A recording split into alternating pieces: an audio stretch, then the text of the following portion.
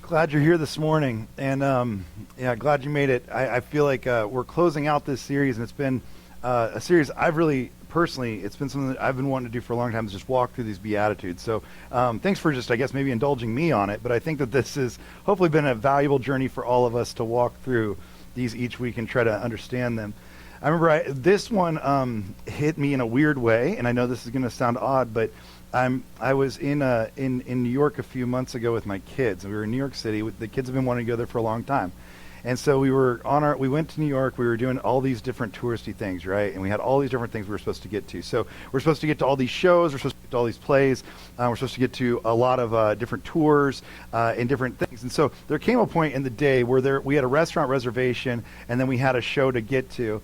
We were running a little bit behind schedule because I did get pulled into a street show as I was walking through Times Square. And this is my fault for being an idiot. I was walking through Times Square. A man came over, and he grabbed me by the hand, and he said, "You're in the show now." And I was like, I don't know what that means. And he just pulled me into a circle of people. As I stood in the middle of all these people, he then said, "We're going to jump over these guys." And naturally, I did look to size up the other guys, and they were all a lot shorter than me. And I was like, so if anybody's going to get hit, I'm the skyscraper in the midst of this skyline right here. I'm going to be the one who gets hit. And so I'm looking around, and they give me this option. Here's what they say. They're like, hey, if you want to move to the front of the line, so you're like the first person we jump over, you have to pay us like $10. And so I gave them $10 to move to the front because I didn't want to get kicked in the head. And then I was like, those guys just got $10 from me for them to jump over me, which is wild. I got suckered right into it. And a little bit later, they walked around the crowd, and they took up a collection from the crowd to see these people get jumped over. And they were like, the more money you give, the higher we jump, which is impossible. I know. I've been through the power team days. I remember the louder you cheer, the more I can rip a phone book in half. It doesn't really correlate, if we're being honest. But they walk around the crowd, they're taking up a collection, and so Marie is in the crowd, and they get money from Marie. And I'm like, we just double dipped. We just gave them twice as much money. These guys are making a killing off of us. And so they finally, it takes a very long time because they have to get the crowd there. They have to get everybody hyped up. And then we all have to get over there, and we have to stand there hoping that they're going to jump over us. They did jump over me. It actually went very smoothly. It was really, I don't think I was in any danger. I'm not sure I should have paid my $10 to move up, but I wasn't asking for it back because now we're like behind schedule, right? We don't have enough time to get to all the things we're supposed to get to and get to all the places.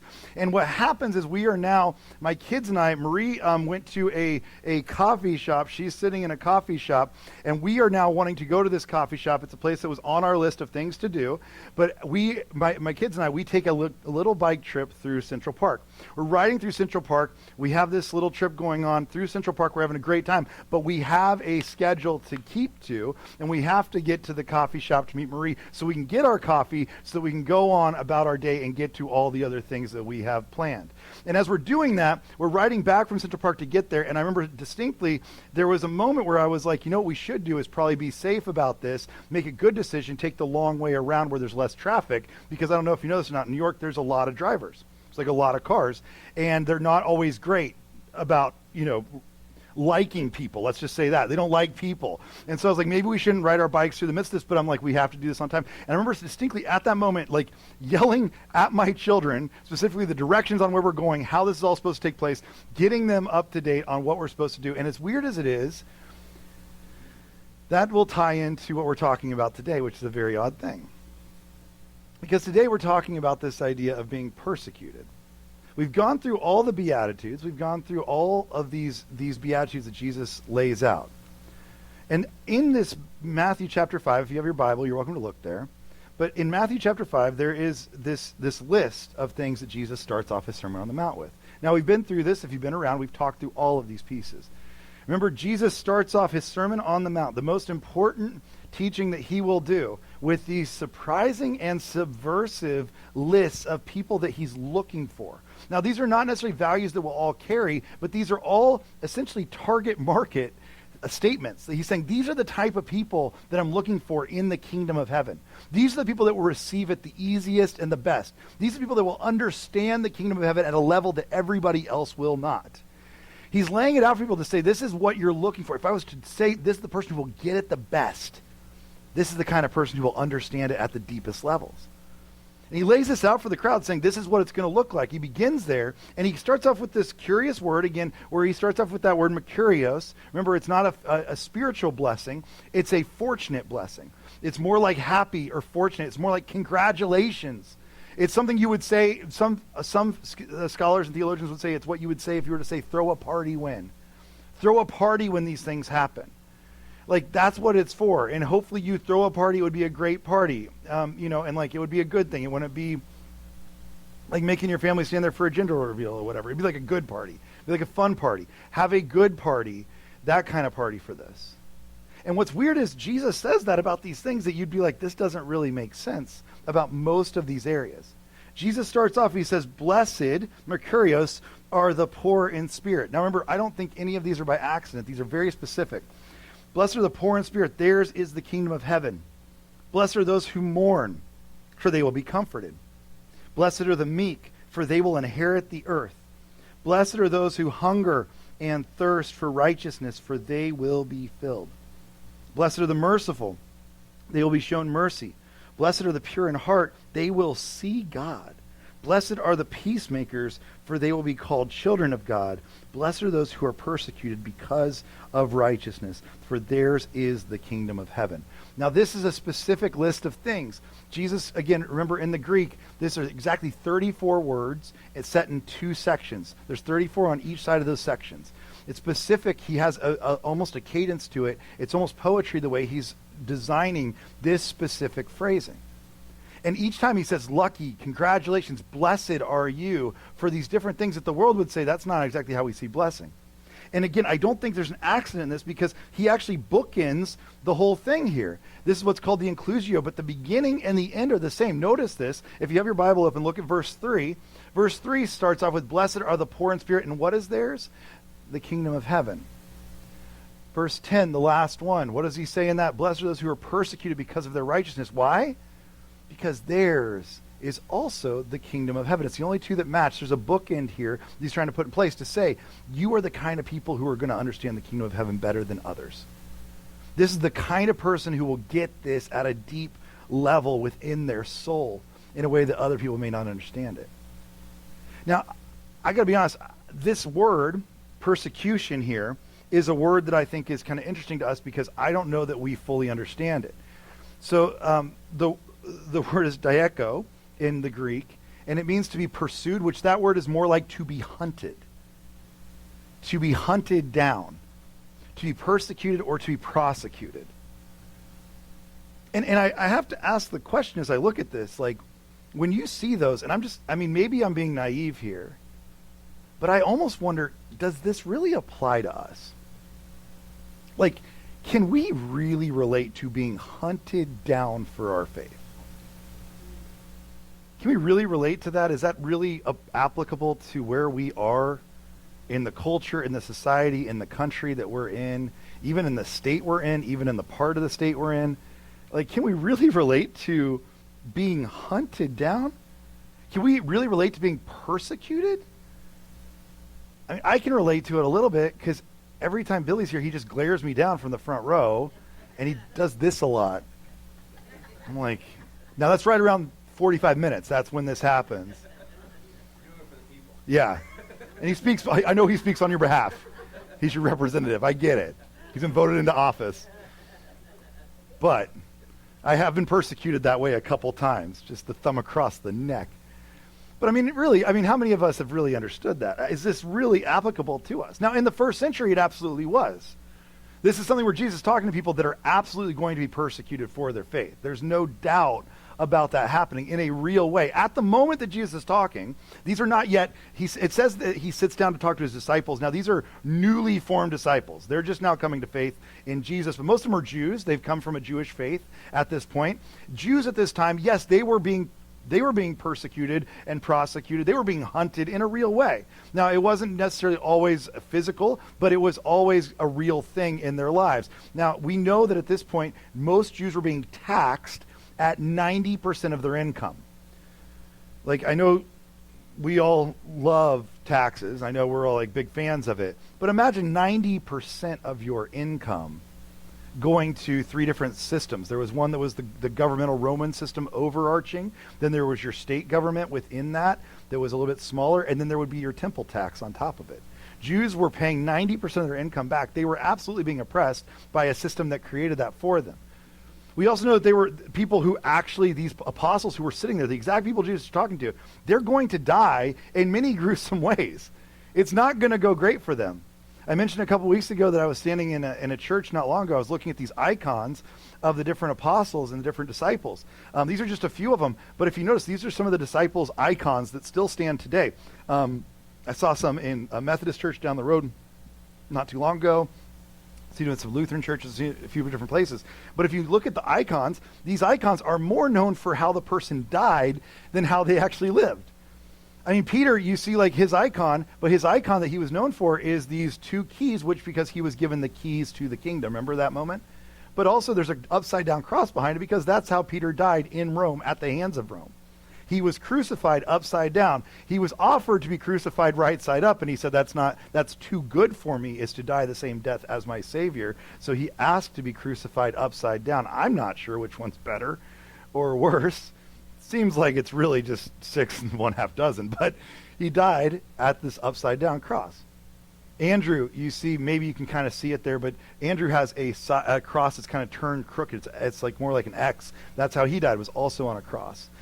And he has the fish next to him because he was part of the miracle of the fish and loaves. Philip was also part of that, so the loaves are there, but he died on the cross as well. John is a cup because he was sent to Patmos, the island of Patmos, and he had to drink essentially a poison. It was very much similar to what we would see at the end of Hunger Games. You know, it's basically the same exact thing. In fact, most of the Bible is very much like Hunger. That's not true. I don't think that's true. But like most of the disciples died that way. Like, right, Matthew died by the sword. Thomas died by the spear. I mean, most of them, they all 12 disciples that were Jesus' original disciples would die in a pretty gruesome way. And that was normal in the first century. That was the way it worked for a lot of these people. In fact, those first 300 years of the church, it's fascinating that the church even grew. Because when Jesus left, what we know is that there were maybe 300 followers Jesus had. Not a huge group of people by Rome's standards. And in the first few years of the early 4th century, so between the year 303 and 312, we know that at least 3,000 Christians were martyred publicly. Like, there are records of 3,000 different Christians. Some people say it goes up to 10,000 in just a few years, where Rome was executing these Christians in different ways publicly.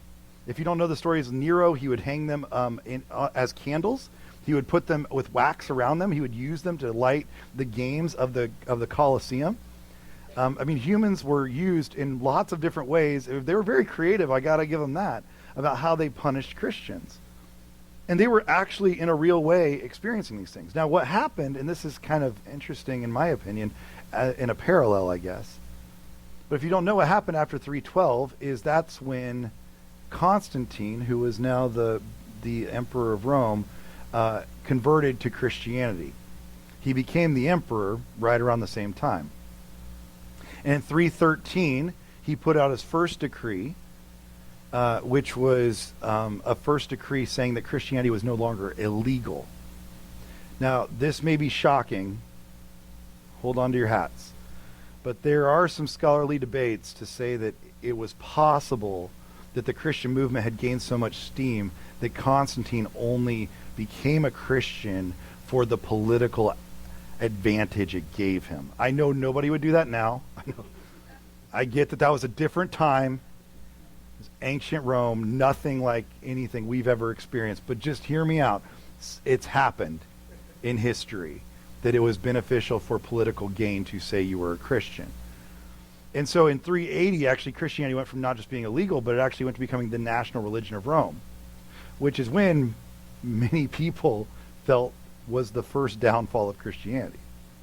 It started to grow in popularity, but when it became intermingled with the state and became this thing that was kind of mushed together, it's what later, in our day and age, Tony Campolo would write and say that it's like mixing ice cream with manure, is like mixing the religion with the government. He said it doesn't really affect the ice cream or the manure, but it definitely affects the ice cream, right? Like, it's going to be a problem for one of those two things. And that's kind of what happened. Christianity became not just a way of life, but it was everybody's way of life. It became kind of the standard of living, and it forced a lot of people to rethink what they believed. It forced a lot of people out of Rome, and that's where we start to see these desert fathers, these desert mothers, these people who left to create convents and monasteries in our vernacular, where they left to go leave the city because the city was no longer the place where they felt that they could do their best work, because there was no persecution there. There was actually something very different. It was almost too free and too open to people, and in many times the religion actually became kind of fat and lazy because it had its way all the time. Again, I'm not saying there's parallels, but there might be. And so the desert fathers and desert mothers move out, and you could make a direct case that the church being persecuted was what grew the church the most.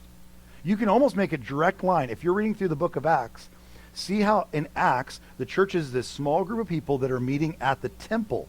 Remember in Acts chapter 2, all the people were coming to the temple every day, and it was a beautiful thing. They were having meals together. They were rejoicing together. They were thanking God daily, and God was adding to their number those who were being saved. Remember this verse in Acts chapter 2? That's all good, but notice it's at the temple in Jerusalem.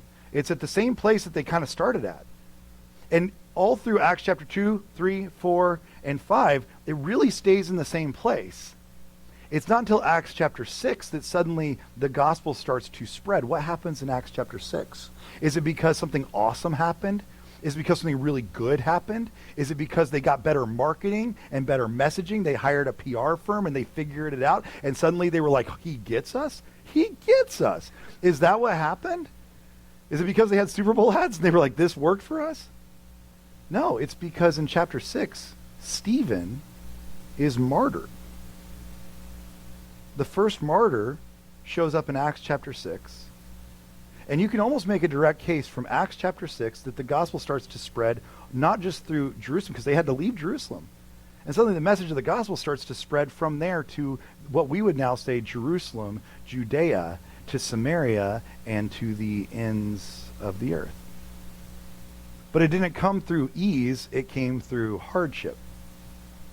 The church, whenever it was supposed to be thwarted, ended up thriving, right? Whenever people were like literally being flogged, it was like that's when the church flourished. It just kept moving and growing and expanding. You can make the case all the way to today that the church has done its best work and its most growth when being persecuted. The church today, in the day and age we live in right now, where is the church growing the most? It's not in America. I didn't know how to break that to you. Sorry. Whew, that was a tough one. It's growing the most in right now in Africa. Right now, Africa, stats are showing that actually Christianity is spreading faster in Africa than it's ever spread anywhere in the history of the world. And it's one of the most persecuted places for Christianity to survive. What was right before that? China. China had one of the fastest growths of all of Christianity in the history of the world, and it was being persecuted the entire time. It's almost like there's something about this being persecuted thing that actually allows the church to do its best work, that allows people to do the right thing, that allows people to be who they're supposed to be in this. It's almost like that's how it works. And today, you and I, we live in a culture where I don't think that we really can relate to that. I understand. We have hardships. I understand there are difficult things. But I don't believe we live in a persecuted society for our faith. Maybe I'm wrong about that. Maybe you've experienced that on a small level. But I don't think that our physical safety or ourselves, we are necessarily concerned about this on a daily basis. I mean, you can almost look at this like through what we sing, right? I think it's interesting, like the way the church sings. Because you can judge a church, you can judge the church on kind of what it sings at any different interval in its history. There are different times where the church would sing different things. It would almost teach you about what they were experiencing. And I'm not saying we should judge people on necessarily the worship songs they sing. I'm not saying necessarily that, although you can judge them on certain Christian songs. There are some that if they're listening to them, you can judge. You know what I'm saying? Like if I get in your car, You know what I'm saying? Like if I got in your car and you were like, and it's like Christmas time, and we're listening to like Christmas shoes, I'd judge you. I would. I'd do it. I would. You could repent if you needed to, but we would have a conversation. You know what I mean? At least a conversation where I'd be like, we can't. You don't have to do this to yourself. You know? But like, we don't generally judge those things. But when you do judge the songs we sing, I mean, even this morning, like, right, we're in here, we're singing songs about fighting our battles. We have lots of songs about battles belonging to God. We have lots of songs about those things. And I'm not saying those are all bad. I'm not saying it's a bad thing. I'm just saying I think it's different than what we think it is. A lot of those have moved, I think, from the physical to the mind. A lot of our battles we fight today are not necessarily things that we're afraid of our physical safety. I will say, I just want to put this out there. I think there are people who are playing that up in the Christian circles that are really dangerous to Christianity. I just want to put this out there. I'm not going to try to like name names, things like that. But there are some Christian, in my opinion, kind of charlatans that love to sell this narrative. Anybody experience this, especially in the political space? That Christianity is always under attack. It's always being prosecuted and persecuted. Anybody heard this before? I know people specifically who during like the COVID era would almost play this up to a point where it was like, they're trying to stop us from worshiping. They're trying to stop you from getting diseases. Nobody was trying to stop you from I'm sorry. I've been to other countries where this is actually an issue. This was not an issue. I promise you, if you would have told the first century church that all they had to do was wear a mask to get together with each other, they would have been like, that's it? Like we don't get murdered and stuff? Let's do it. That'd be great. All it takes is me wearing, that would be amazing. And we're over here like, they are persecuting us. How dare they do this to us? Look at the hardship we're enduring for Jesus. We're wearing masks for 45 minutes. It's crazy. I can't believe it. I just don't think we understand it. And there are people that are playing this up. I mean, last night there was a guy who I have some issues with who was here in Tampa, and he does this nationally. He goes and does like festivals, and he's a Christian worship leader, and he made his name during COVID doing this whole like, they're stopping us from worshiping or whatever. And he would show up in cities and be like, they're stopping us from worshiping. And you'd be like, are they, or did you just not get a permit? Which is what I think happened, is you have to have a permit to use this park. And like he would do those things. Last night he was in Tampa. He was actually in down in South Tampa, and he was having a thing, and he posted a video immediately where he was like, we got here tonight and we rented a generator and it doesn't work. And he was like, they're against us. That's what he said. The generator company is against us. It's like, I don't think so, buddy. I think they just rent generators and you got a faulty one. I don't think the generator company has a stake in this game, to be honest with you. I don't think they care. If you pay them the dollars, I think they'll let you use the generator. I think that's just how it works. But it was a whole thing. Persecution against us. They're trying to stop us. They've done it to us before. I just don't fall for the straw man argument is what I'm trying to say here. Let the enemy be the actual enemy. Right? What does Paul say? That this is a battle not of flesh and blood, but powers and principalities that are of light and darkness, like way bigger than what we deal with. Just don't let those things become a straw man argument that you're having. Because real persecution does happen. I just don't think it happens here as much. And I think many times those battles we talk about, they have moved. They've moved from really the outside to the inside. It's moved to our minds. And I'm not saying that's bad. We all have these struggles. But I would say if you're looking like Maslow's hierarchy, right, and you're looking at what we experience now, you know, the bottom of this is all physiological and it's all safety. It's the physical stuff around us where we're struggling with what's going to happen to us. Are we going to be safe? If we got together and worshiped in this space, would we be safe? Would we be allowed to do this? Is that going to happen or not? Is somebody going to attack us while we do this? That is really not a fear that we have very frequently about worshiping Jesus in America. But like most of our things have moved up into this hierarchy of the self-esteem and the self-actualization. It lives up in our minds more than it lives in our physical bodies, which is maybe, for where we're at, the way we need to view persecution. Here's what I mean by that. I think that there is a way to understand this like the Desert Fathers did, where the Desert Fathers realized that there was no physical persecution to them. They needed to go somewhere where they could limit themselves.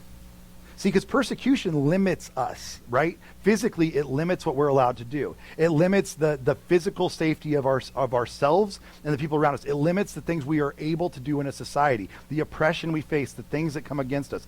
It limits those things around us. But what the Desert Fathers realized is, what if we did that to ourselves? What if, because there's no persecutor around us, what if I was the persecutor of myself? What if I intentionally started to limit myself? One of the first Desert Fathers who moved out, Argenius, he wrote about this a little bit, but he said, Arsenius said, flee.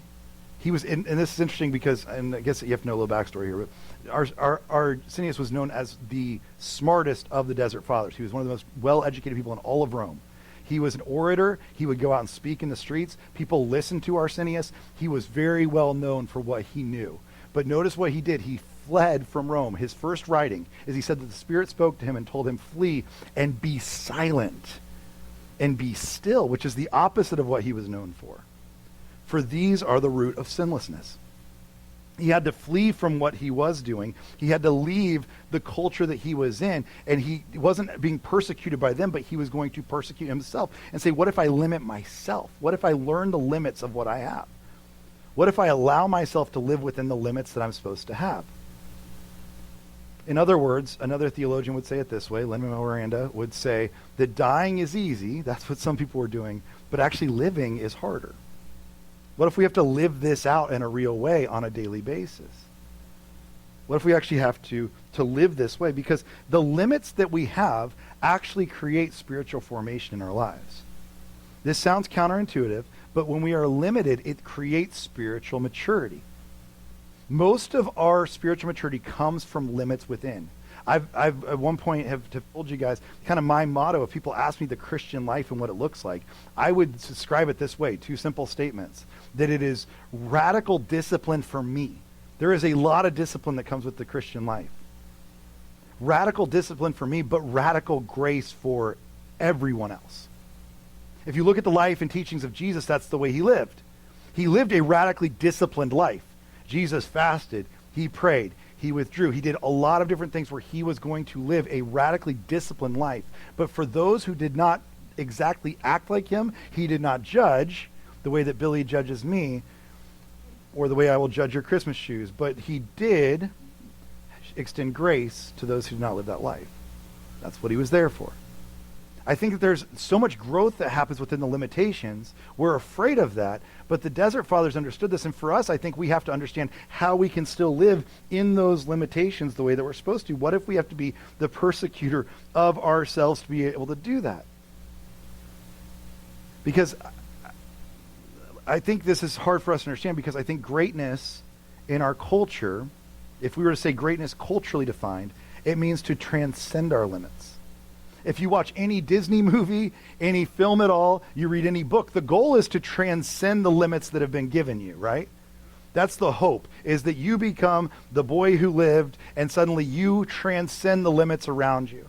It's that you become the heroine or the hero of the story and you transcend the limits. That's the American dream of how we define greatness in our culture. But actually, I think that's great, but it also leads to some real problems. If you don't know, there's some real problems that come along with that kind of greatness. Greatness, when we transcend our limits, are really dangerous to us. If you haven't read things like anybody read The Anxious Generation, book that just came out like a few months ago? Fantastic book, terrifying as a parent, but about the current anxious generation.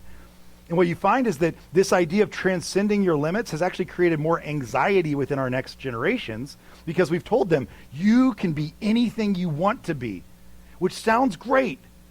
But you know what it also is terrifying. To be anything you want to be, that's a lot of things.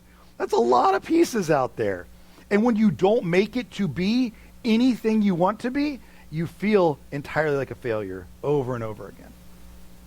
There's another, just a short paper by Sinbon Yul, who was a German philosopher, very young guy, and he wrote a book called The Burnout Society. Similar thing. It was short read.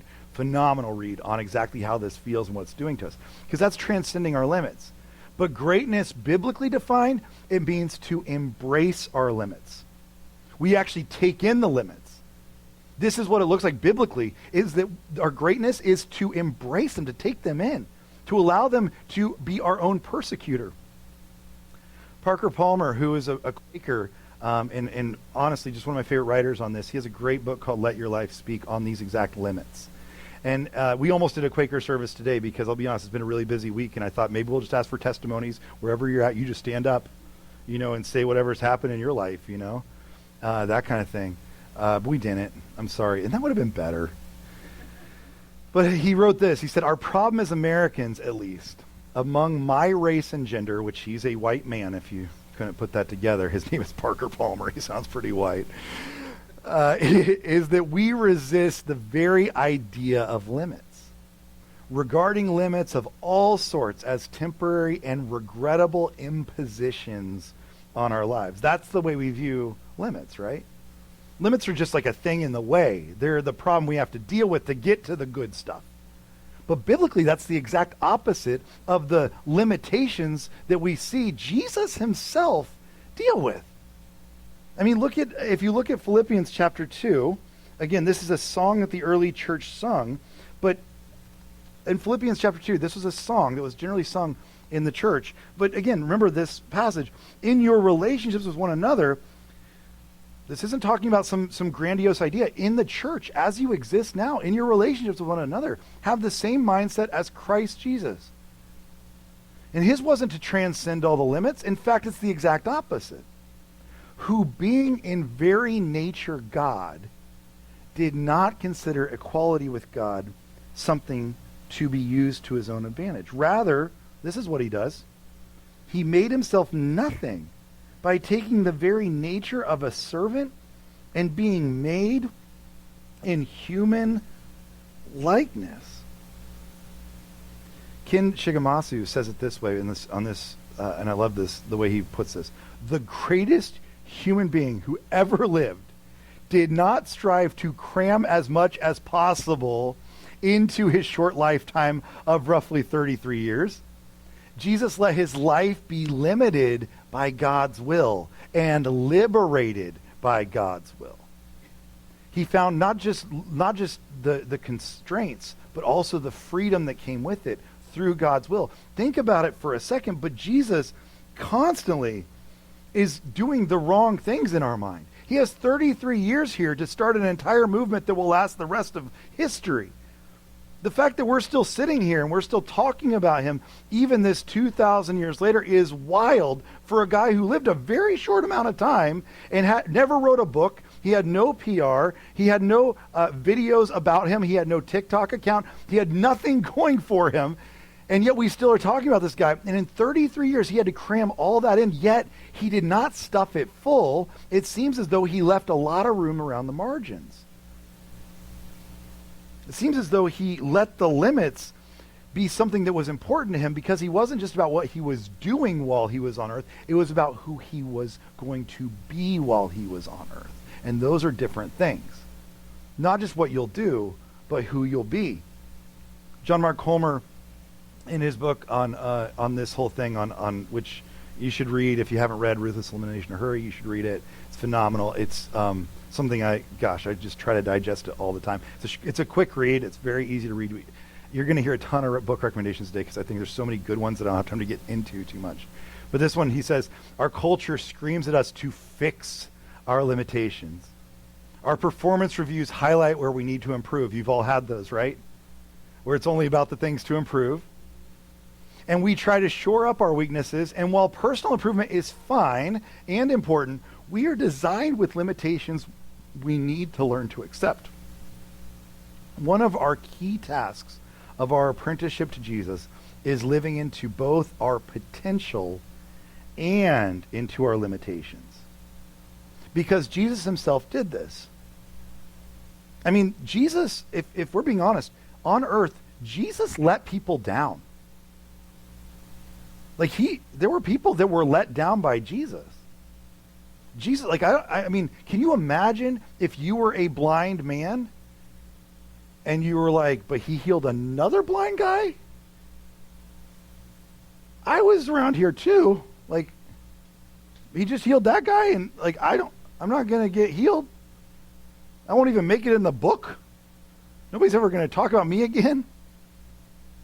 I mean, he healed individuals. He would walk through entire crowds of people like he did at the pool at Siloam. He would walk through crowds of people who needed him and only walk away healing one or two. Can you imagine that? Like, I mean, he let people down. Mary and Martha were pretty mad at him about the whole Lazarus thing. Remember that? Our brother's dying, and he's like, that's too bad, man. We'll get there, you know? And they're like, but like, we could go now. And they're like, he's like, yeah, no, I got to stick around here for a little bit.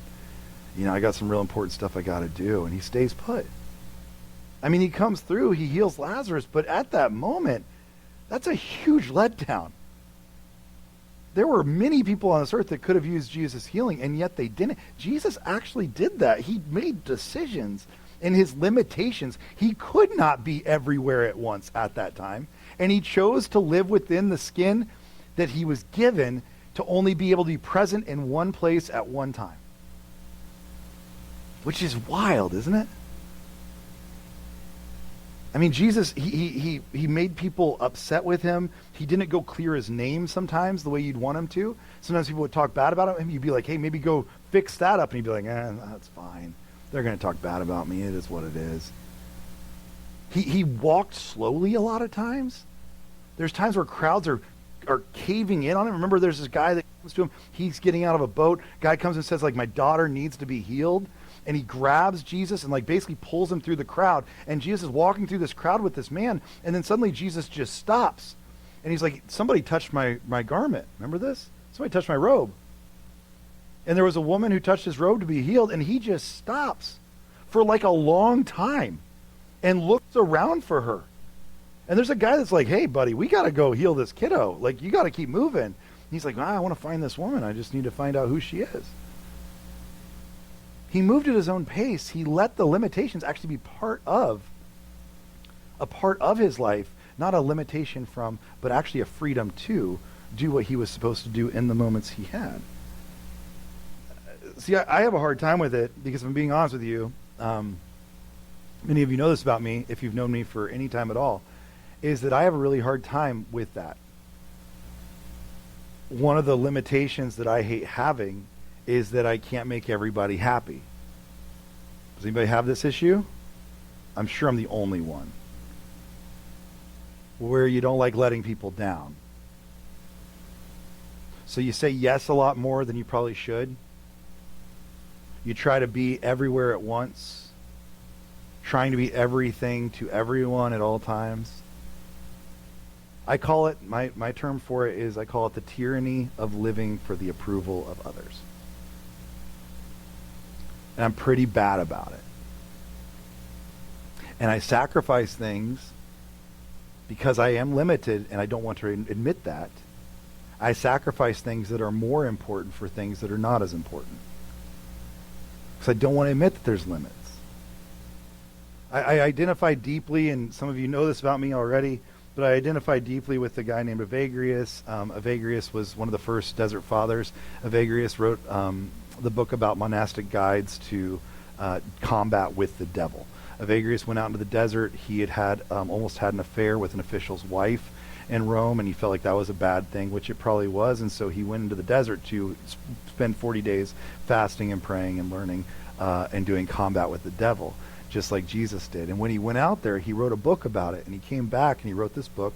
And what's interesting is that book identified in it 7 sins that he felt he was guilty of. You may have heard of this. It's called the 7 deadly sins. And in those 7 deadly sins, he then took those to say those are your shadow side. Those are the negative things that you deal with. But then he created, since that time, out of that same monastery, it's believed about 200 or 300 years later, his 7 deadly sins got one more added to them. It's an 8th point. And what it was turned into is what we now call the Enneagram. And so if you hear, I know that the Enneagram's of the devil and whatever, it's just like yoga pants. It's, you're going to hell if you've ever experienced it. The Enneagram actually comes from a monastery. That's where it began. And it began because of the 7 deadly sins, saying those are your shadow side, but there's also positive things about you. And I will say, on my Enneagram, I am what's called a number 3 and then a wing 4, which means I'm a performer. I like to perform. I like people to like me. And the biggest thing that I like is when people see me as needed or valuable. That's what I want. My biggest fear, according to what Evagrius once wrote, and I would agree with it, my biggest fear is that I will not be seen as valuable. Anybody else have this fear ever? Like, I just want to be valuable. I just want to be needed. I just want people to want me to do things. My personality types, they say, as a performer, I don't know how they have no data on this. I don't know why they say this, but it's similar to some great names. You know, I'm similar to Michael Jordan, which I would say that's true across the board. You see it. Very similar in a lot of ways. Similar to like Caesar, Julius Caesar, which isn't quite as great. But they say it's similar to a lot of great performers, people that were good at performing and doing things in that vein. Now, on the downside, they also say I'm very similar to Bernie Madoff. And to O.J. Simpson. Yeah, I know, right? Yeah. Marie's not here this morning. And I just feel like it's kind of the elephant in the room in a way that she's not here. And yeah, so you might want to check in on that. I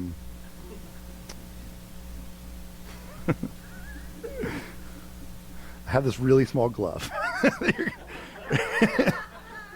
I swear it shrunk in the wash, but she no, they're going to, her father had a retirement party that I have to drive down to after this, which is great because if you know, we had nothing going on this weekend, so it was perfect timing. So she's heading down to Fort Myers at the moment for his retirement party. But I mean, it is something where, I mean, one of the other ones, by the way, that I'm apparently similar to is Milli Vanilli, which I'm not sure. I think one of those guys is not alive anymore, right? I don't know if we still have Milli or Vanilli. I'm not sure which one he kept. I can be the other one now. I could step in on the duo if I needed to.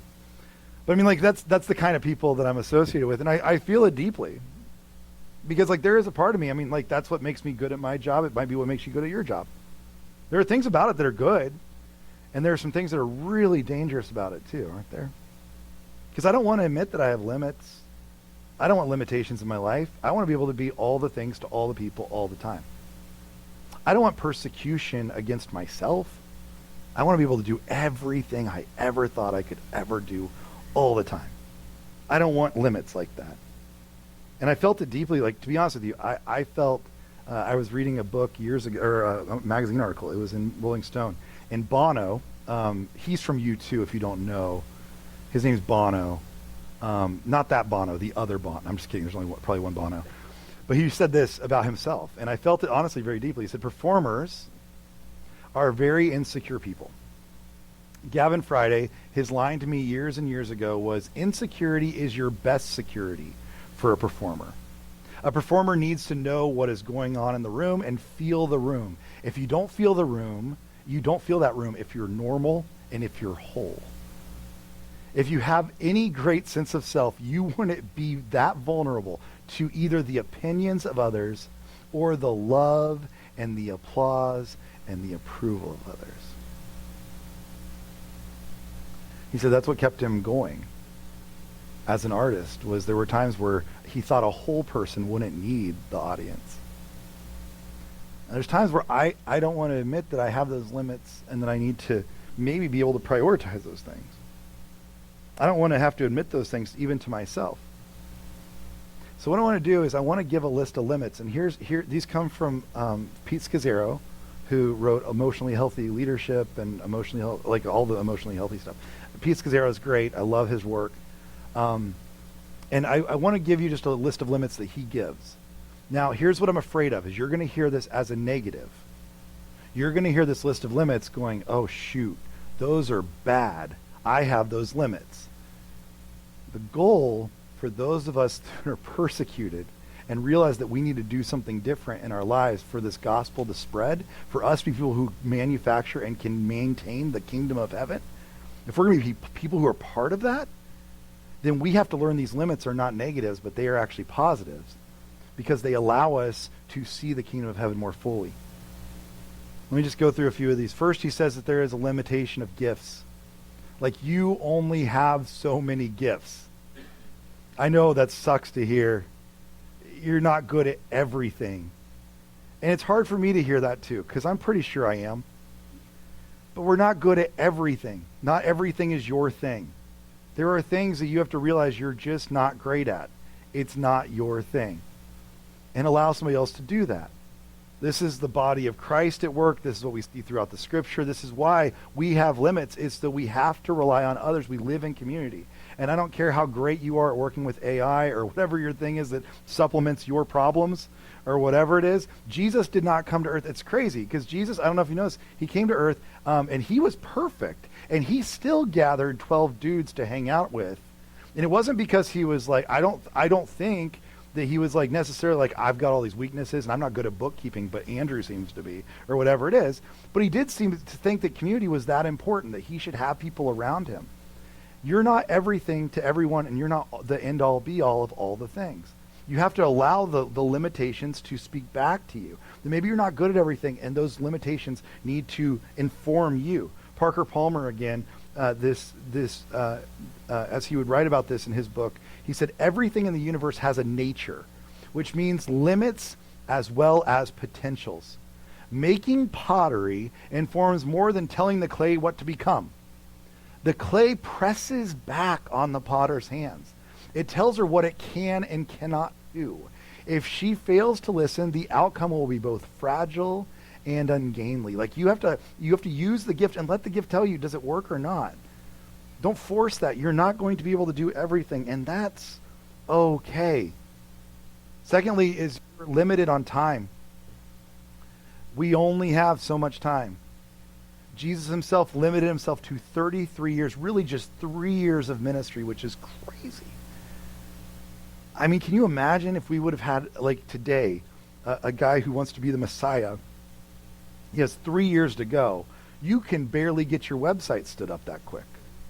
You know what I mean? Like, that'd be crazy. Your marketing's not going to work. Like, we can't even get the new keychains ordered in time. 3 years. 3 years. Time is limited, and it's a limited resource, but it's actually your most important resource. John Mark Comer, again, from his book, Ruthless Elimination of Hurry, he says, I love this, image and dust. To be made of the image of God means that we are rife with potential. You have all the potential in the world because God is part of what created you. But we have the divine capacity in our DNA. But that's only half the story. We're also made from the dirt. Ashes to ashes, dust to dust. We're the original biodegradable containers, which means we're born with limitations. We're not God. We're mortal. We're not immortal. We're finite, not infinite. You are mortal. You only have so much time. You are not infinite. You have finite amounts of time. The question is, where do you use those things? In the words of St. Augustine, he would say that it's not that you don't have the right amount of time, it's that you have your priorities in the wrong order. Or as he would say, your loves. Your loves are in the wrong order. You may love the right things, you just love them in the wrong order. And your time is the best way to know what you love. The old saying in parenting is that love is spelled T-I-M-E. That you show what you love by the time you spend on it. The time you spend with it. The way you use that. And for many of us, if we're not available to those things, we're never going to love things well. We're never going to love people well. We're not going to be able to understand that because we're not accepting our limits to be able to do it. One of the other ones is energy. Energy is, as I'm getting older, I'm starting to notice, like you have a little less than you used to, right? I was in the villages not long ago doing some work on some stuff, and I went over there, and I was awesome because I was so young, and I felt so good about myself. But we went to a restaurant for dinner at 4:30. I kid you not, it was 4:30. Had dinner, and that's when everybody was eating. And we walk into the restaurant, and there's bands playing, and there's golf carts everywhere, and there's dogs and people going all over the place. And we go into the restaurant, we have dinner, and they were like, hey, do you want to go across the street? We're just going to have some drinks and some ice cream before we leave for the night. And I was like, sure. So I go across the street. We sit there. I kid you not, a bartender comes over. It is 8 p.m. And he says, it's last call. I was like, I thought it was a joke. He's like, no, seriously, it's 8 p.m. It's last call. And I was like, well, that's fine. I'm just going to take off. And I walk out the door. Everybody's gone. The golf carts are gone. The bands are gone. The people are gone. The dogs are gone. Everything's gone. I just went to the hotel and I thought, I get used to this. Like, this is pretty great, honestly. This worked out fantastic. Had a great day. I'm done by 8. Time to just settle in. I brought my own Snuggie. And I just settled on it. It was great. But your energy is limited, right? Adele Calhoun, who has a book on kind of your disciplines, she says this: we have limits. There is a finiteness to our time and our energy. And to live as though there isn't is destructive as well as delusional. We can't say yes to everything. We can't go everywhere and see everyone. We can't have it all. We aren't indispensable. We are finite beings who need rest. And that's not a bad thing. In fact, it seems like the first thing. If you notice in the order of creation, what does God do? God creates for 6 days. And on the what day does he create humans? It's not till the 6th day. But the 7th day is the day he rests. Which means that the first day that God and humans spend together is not spent working. The first day that they spend together is spent in rest. It starts with rest. This is why in the Jewish culture to this day, in the creation story, it says that there was evening and there was morning the first day. Notice what it doesn't say. It doesn't say there was morning and there was evening. That's how we count a day. They count it, there was evening and there was morning. That's why many Jewish festivals to this day are held where they start at sundown. Because you start your day with rest. You don't end it with rest. You begin with rest. That's a part of your day. That's where it begins. We're finite beings, and rest is part of it. One of the other things that we are finite on, that we are limited by, is our knowledge. We're not quite as smart as we think. And Pete Scazzaro goes on in this quite a bit. Real quick, just so you know, R.C. Sproul writes about this just a little bit. Paul was a mature Christian, and yet he spent years in the desert being instructed by Christ himself, who was made an apostle for the Gentiles. This is Paul, one of the most educated people in the history of the world. He was a disciple of a guy named Gamaliel. He was one of the most educated people that we know of. And yet, in his letter to the Corinthians, it is that man who was saying, now I know in part. He still didn't know the whole story. Still didn't get the full picture. John Mark Comer, same thing. He says, our minds, we only know in part, as Paul once said. And the problem is, we don't know what we don't know. There will be a limit to that.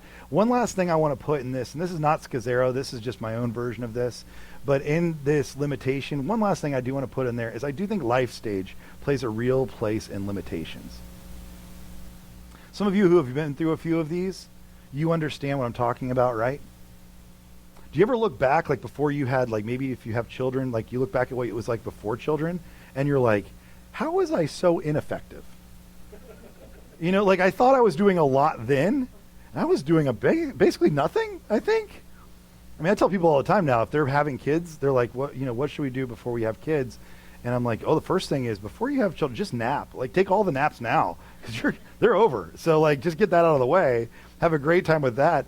But it's crazy, right? You were like inefficient, but you thought you were really getting a lot done, right? And then you have kids, and then like that changes everything. And then some of you that are in the empty nest stage, that changes quite a bit too. As kids start to move out of the house, as things start to get a little bit quieter, then it's like, what do we fill up our time with again? And how do we do this? And do we even like each other anymore? Because now it's just the two of us. And there's all these things to figure out. Life stage does play a big part in this. And it is important to validate that. Because in your life stage, there will be things that need more priority at this time than other times. They just do. And that's okay. And that's why I love it when we have certain people who don't have kids right now that hang out with our kids in the preschool and the nursery rooms and stuff like that. Because it's not your state. You don't have to do that at home. It's a great time to do it now.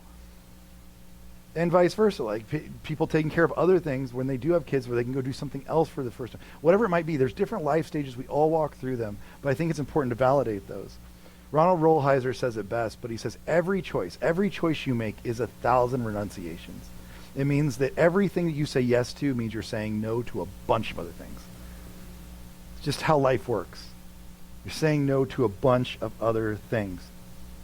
Which takes me right back to where I'm sitting there with my kids and we're riding bikes and I'm yelling at them to go to the coffee shop because we have to go the fast way, because this is how I plan a vacation. There's two kinds of people in this world: those that love a relaxing vacation and those that plan every minute of their vacation. And those two people will marry each other. And my wife, who didn't want to plan every minute of the vacation, is sitting at a coffee shop, but I'm running behind, I'm running late. Because why? Because I want to do all the things. This is just how I live my life every single day. It's always been this way, and it's not a great thing. I want every work day, I want to get more tasks done than is humanly possible. Every day off, I want to have more fun in that day than is humanly possible. Every vacation, I want to make more memories in that vacation than is humanly possible. Every sermon, I want to get more words in that sermon than is humanly possible. I saw it. Because that's just the way I'm wired. I don't want limits on those things. But as I sat there getting on to my children because we're running late on vacation to go to a coffee shop before going to a show that we're supposed to be enjoying the time together, it hit me that, Kevin, you're pretty limited. And maybe you need to be. Maybe you need to accept those limits instead of trying to fight back at those. Maybe you need to be the one who persecutes yourself and put up some limitations around yourself, some guardrails around yourself, because I'll tell you this, love doesn't move at a fast speed. The speed of love is generally very slow. It's the pace that Jesus walked. Love generally moves at a pretty slow speed.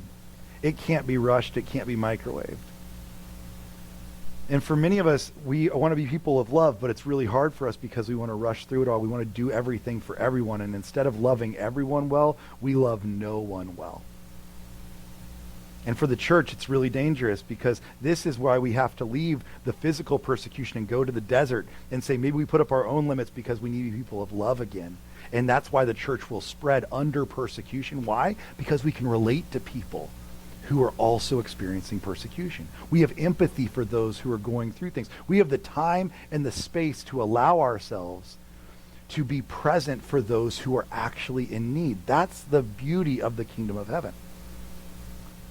That's what it looks like when we actually become people of the kingdom of heaven, is we actually become people who have the time and the space to actually absorb those things because we're moving at the right speed. That's what we're supposed to do. That's how we're supposed to move. Thomas Merton said it this way. He said, to walk with Jesus is to walk a slow, unhurried pace.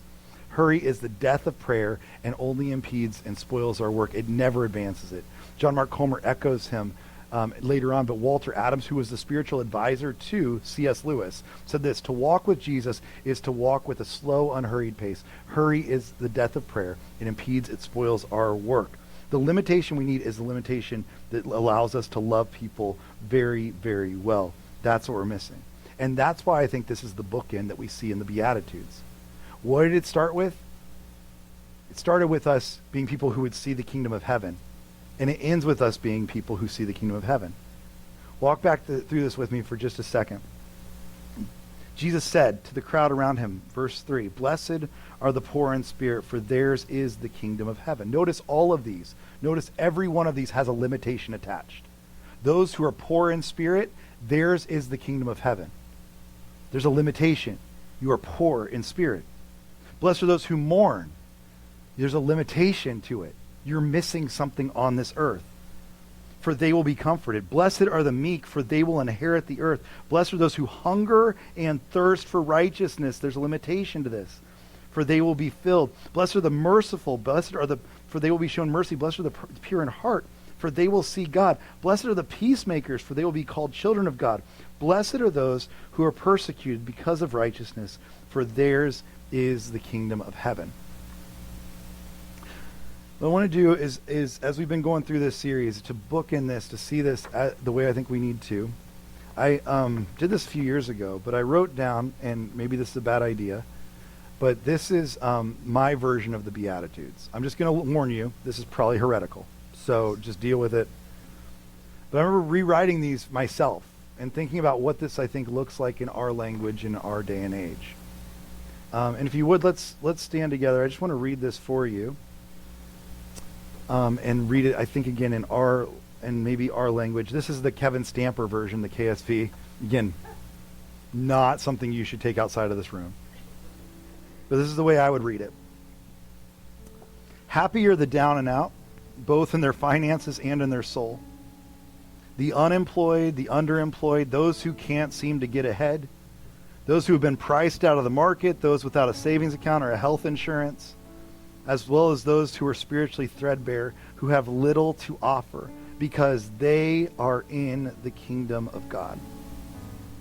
How fortunate are those who are sad or grieving the death of a loved one, the failure of a marriage, another miscarriage, those who deeply feel the pain of despair, depression, disappointment, those who feel they're perpetually in a state of discouragement because they feel the imperfections of this world deep within their souls. But one day, God himself will be the shoulder you cry on, the one you confide in, and the one who comforts you. Congratulations to the quiet, the shy, the socially awkward, the uncool, the badly dressed, those who hate the way their body looks, those with 6 Instagram likes per post. Moreover, the woman who is objectified, the minority who is oppressed, the person with special needs who's ostracized. Because one day they will be free from the tyranny of what others think about them. Their biases and prejudice will have no place in the kingdom to come, and you will take up your role as kings, queens, princes, and princesses who collaborate with God to rule the earth and subdue it. How fortunate are the broken, those who just can't get it together, the addict, the mentally unstable, the physically imperfect, those who are starving for a world that is good, but whose current circumstances look like everything that's gone wrong with it. One day, their brokenness will be made so beautiful and their emptiness so bountiful that they won't know where to put it all. Happy is the little guy, the people who get stomped on, passed over, and who get put down, yet they fight meanness with mercy over and over again. One day, they'll get their grace repaid with interest. Congratulations to those whose hearts are in the right place, those who seek and to find God and will settle for nothing less. Their relentless searching is not naive and will be not in vain. Instead, they will find what they are seeking. Happy are those who want nothing to do with violence against another image bearer of God, and those who pursue peace at all cost. Those who know that the true source of peace and prosperity doesn't come from a gun or an army, and they are willing to personally do the difficult work of pursuing peace first and foremost. One day, everybody will recognize that they are the most like God. And congratulations to all of the Christians who live in a society that desires limitless pursuits, but choose to live in submission to the design and desire of God. This small remnant who swims against the current and walks at the pace of love will get to share in the life, death, and resurrection of Jesus. Theirs is the kingdom of God, both now and forever. Let's sing together.